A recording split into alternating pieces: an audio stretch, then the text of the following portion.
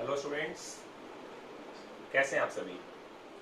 आज हम business study के सेकंड चैप्टर का थर्ड टॉपिक कंटिन्यू करेंगे। सेकंड चैप्टर है फॉर्म्स ऑफ बिजनेस ऑर्गेनाइजेशंस। इस चैप्टर में अभी तक हम लोग सोल प्रोप्राइटरशिप कंप्लीट कर चुके हैं। हिंदू अनडिवाइडेड फैमिली का भी हमने टॉपिक खत्म कर लिया है। लास्ट क्लास में हमने पार्टनरशिप और पार्टनरशिप के फीचर्स पढ़े थे। आज हमारी क्लास स्टार्ट होगी जहां पर हम लोग पार्टनरशिप का merits, demerits, types of partner पढ़ेंगे और पार्टनरशिप के जितने भी नेक्स्ट रिमेनिंग टॉपिक हैं वो अपने नेक्स्ट लेक्चर में। तो आज स्टार्ट करते हैं हम लोग पार्टनरशिप के क्या क्या मेरिट्स होते हैं। इसके पहले मैं आप लोगों को बता दूं कि पार्टनरशिप में हमने क्या पढ़ा था। पार्टनरशिप में मैंने आपको बताया था कि पार्टनरशिप एक्ट 1932 के अंदर कोई भी दो या दो से ज्यादा पर्सन मिलकर आपस में पार्टनरशिप कर सकते हैं, जिसके अंदर वो सभी एक दूसरे के लिए काम करते हैं और प्रॉफिट अर्न करना उनका मेन होता है। यहाँ पर कोई एक पर्सन बाकियों के लिए भी काम कर सकता है और सभी मिलके भी आपस में एक दूसरे के लिए काम कर सकते हैं। ठीक है, अब हम आज जानते हैं इसके मेरिट्स। तो पार्टनरशिप का मेरिट है ease of formation and closure, यानी पार्टनरशिप को बहुत ही आसानी से ओपन किया जा सकता है।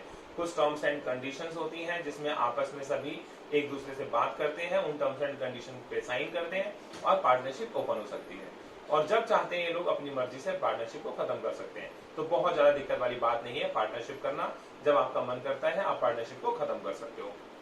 दूसरा, बैलेंस्ड डिसीजन मेकिंग। इसके अंदर क्या होता है, जैसे कोई एक डिसीजन लेता है तो अगर उसमें थोड़ी बहुत कुछ कमी है तो दूसरा वाला उसको ठीक करता है, बताता है कि अगर हम इसे इस तरीके से करें तो ज्यादा बेटर हो सकता है। यानी यहाँ पे जो डिसीजन मेकिंग है किसी एक के पास नहीं रहेगी, दोनों के पास रहेगी। तो दोनों के जो भी ओपिनियंस होंगे उसके बेस पे आप आपस में डिसीजन लेते हैं, इसलिए डिसीजन मेकिंग बैलेंस्ड रहती है।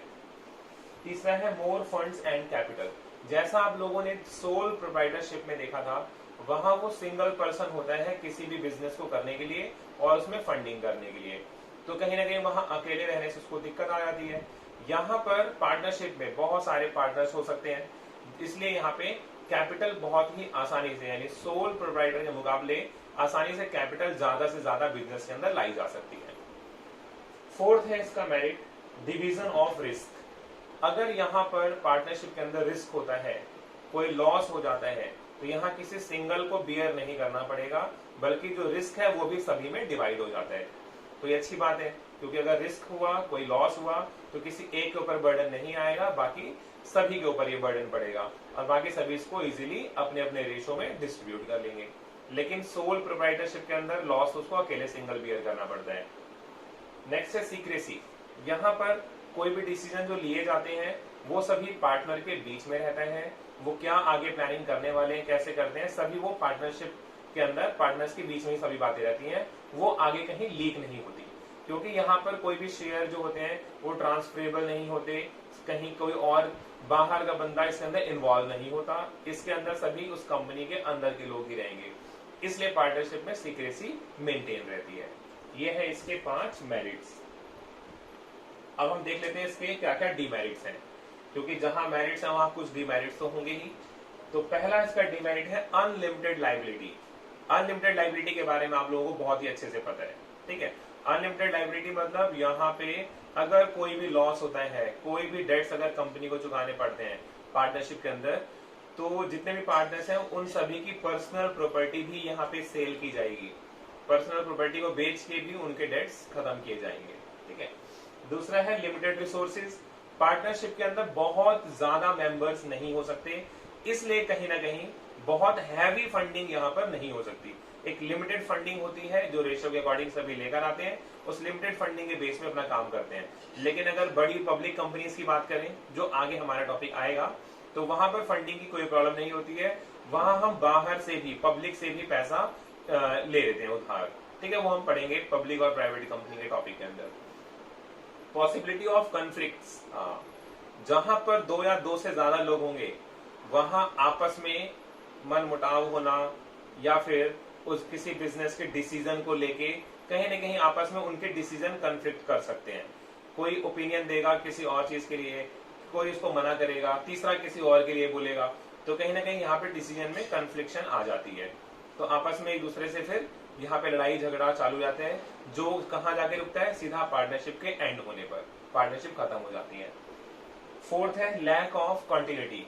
पार्टनरशिप के अंदर क्या होता है, अगर किसी की डेथ हो जाती है या फिर कोई पागल अनसाउंड माइंड हो जाता है, ठीक है, लुनेसी, किसी को दिवालिया अगर हो जाता है, तो वहां पर क्या होता है कि पार्टनरशिप खत्म भी हो जाती है। यानी कि जितने भी मेंबर्स होते हैं वो सभी क्या होते हैं, अपनी नई टर्म्स के अकॉर्डिंग नई पार्टनरशिप को बनाते हैं, उस वाली पार्टनरशिप को वहां पे खत्म होना पड़ जाता है, इसलिए यहाँ पे कंटिन्यूटी नहीं रहती है। लेकिन जो हमने हिंदू अनडिवाइडेड फैमिली पढ़ा था, वहां पे क्या था, वहां बिजनेस कंटिन्यू चलता रहता है, क्योंकि अगर कोई कर्ता जो बिजनेस का हेड होता है, अगर उसकी डेथ हो जाती है तो कोई जो नया एल्डेस्ट पर्सन होता है वो वहां पे कर्ता का काम करता है और बिजनेस को वो कंटिन्यू रखता है। रिस्क ऑफ म्यूचुअल एजेंसी, मैंने आपको कल की क्लास बताया था म्यूचुअल एजेंसी के बारे में, जहां पे हमने देखा था कि अगर कोई भी एक पार्टनर कोई डिसीजन लेता है तो वो दूसरे के ऊपर भी उसको एनफोर्स होता है, दूसरे को भी वो मानना पड़ता है। मैंने आपको एग्जांपल दिया था ए और बी पार्टनर का, ए अमेरिका जाता है, बी इंडिया में रहता है, बी कोई डिसीजन लेता है तो वो ए के ऊपर भी लाइबल होगा, एनफोर्स होगा। तो ये बहुत ही दिक्कत वाली बात है। कहीं अगर मान लीजिए मैं पार्टनर हूं और मुझे किसी कंपनी से काम लेना है या किसी कंपनी को काम देना है, मुझे दिख रहा है कि यहाँ ना मेरा पर्सनल बेनिफिट हो जाएगा, मुझे यहाँ से कुछ एक्स्ट्रा पैसे मिल जाएंगे अलग से, तो अपने बेनिफिट को देखते हुए मैं उस कंपनी के साथ काम कर लेता हूँ। लेकिन बाद में मेरी फर्म को लॉस हो रहा है, बट इंडिविजुअली मुझे पर्सनली प्रॉफिट मिल रहा है। तो कई बार कोई पार्टनर पर्सनल प्रॉफिट को लेने के लिए ऐसे डिसीजन ले लेते हैं और जो बाकी पूरी पार्टनरशिप होती है वहां पे लॉस हो जाता है। तो ये यहाँ पे कहीं ना कहीं रिस्क ऑफ म्यूचुअल एजेंसी रहता है, ये गड़बड़ है थोड़ा सा। अब हम जानते हैं टाइप्स ऑफ पार्टनरशिप। पार्टनरशिप कितने टाइप की होती है, तो पार्टनरशिप को दो तरह के क्लासिफिकेशन, दो तरह के बेसिस पे इसको क्लासिफाई किया जाता है। पहला है ड्यूरेशन, दूसरा है लाइबिलिटी। ड्यूरेशन के अंदर पहला है पार्टनरशिप एट विल। विल का मतलब क्या होता है, अपनी इच्छा से, यानी कि एक कोई पार्टनरशिप बनेगी जिसके अंदर सभी अपने अकॉर्डिंग जो चाहते हैं वो सभी टर्म्स एंड कंडीशंस डालेंगे और जब वो चाहेंगे तब उस पार्टनरशिप को वो खत्म कर देंगे। इसको बोलते हैं पार्टनरशिप एट विल। इसको रजिस्टर कराना बहुत ही जरूरी नहीं होता, ये अपनी इच्छा से जो भी डिसीजन लेंगे आपस में डिसीजन लेते हैं और जब वे चाहते हैं पार्टनरशिप को अपनी मर्जी से डिसॉल्व कर देते हैं, खत्म कर देते हैं। एक होता है पर्टिकुलर पार्टनरशिप। पर्टिकुलर पार्टनरशिप जैसे मान लीजिए कि किसी पार्टनरशिप को एक किसी पर्टिकुलर पर्पस के लिए ही ओपन किया गया। जैसे मान लीजिए फ्लाईओवर के कंस्ट्रक्शन के लिए, एक फ्लाईओवर का कंस्ट्रक्शन होना है, वहां पे 2-3 लोगों ने मिलकर पार्टनरशिप बनाया, पार्टनरशिप किया और उन्होंने उस फ्लाईओवर के काम को पूरा किया, काम खत्म हो गया, पार्टनरशिप को भी खत्म कर दिया। ऐसे कोई हाईवे बनाना है, कोई रोड बनानी है, कोई स्कूल, कोई हॉस्पिटल, इसके लिए पार्टनरशिप बनाते हैं और काम खत्म हो जाए, पार्टनरशिप खत्म हो जाती है, तो उसको बोलते हैं particular partnership. Classification on the basis of liability. पहला है जनरल पार्टनरशिप। इस जनरल पार्टनरशिप के अंदर लाइबिलिटी होती है अनलिमिटेड, यानी ऐसी पार्टनरशिप जहां पर लाइबिलिटी अनलिमिटेड होगी सभी पार्टनर्स की, उसको बोलते हैं अनलिमिटेड लाइबिलिटी। ठीक है, तो जनरल पार्टनरशिप के अंदर जो भी पार्टनरशिप बनती है उसे रजिस्टर कराना बहुत ही इंपॉर्टेंट नहीं होता, अगर आप नहीं भी कराएंगे तो भी आपका काम चल जाएगा। लेकिन यहाँ पे जितने मेंबर्स हैं उन सभी की लाइबिलिटी अनलिमिटेड होगी। अनलिमिटेड लाइबिलिटी आपको बहुत बार सुनने को मिल गया है, तो क्लियर ही हो गया होगा। एक है लिमिटेड पार्टनरशिप। लिमिटेड पार्टनरशिप के अंदर क्या होता है, यहाँ पे पार्टनर्स तो बहुत सारे होते हैं, कुछ पार्टनर्स ऐसे होते हैं जिनकी लाइबिलिटी यहाँ लिमिटेड होती है, लेकिन कुछ पार्टनर्स ऐसे भी होते हैं जिनकी लाइबिलिटी अनलिमिटेड होती है। ठीक है, कुछ की लिमिटेड और कुछ पार्टनर्स की अनलिमिटेड। तो यहाँ पे देखिए पंगा क्या है, जिस भी पार्टनर की लाइबिलिटी लिमिटेड होगी, अगर वो कोई भी डिसीजन लेता है या किसी भी बिजनेस में एंगेज होता है तो वो बाकी पार्टनर्स के ऊपर लाइबल नहीं होगा, क्योंकि जिसकी लाइबिलिटी लिमिटेड है वो खुद कोई अगर गलत काम कर देगा, डिसीजन ले लेगा, तो खुद की तो उसकी लिमिटेड लाइबिलिटी है, वो थोड़े से चुका के बच जाएगा। लेकिन जिसकी अनलिमिटेड है उसको तो बहुत भारी लॉस झेलना पड़ेगा।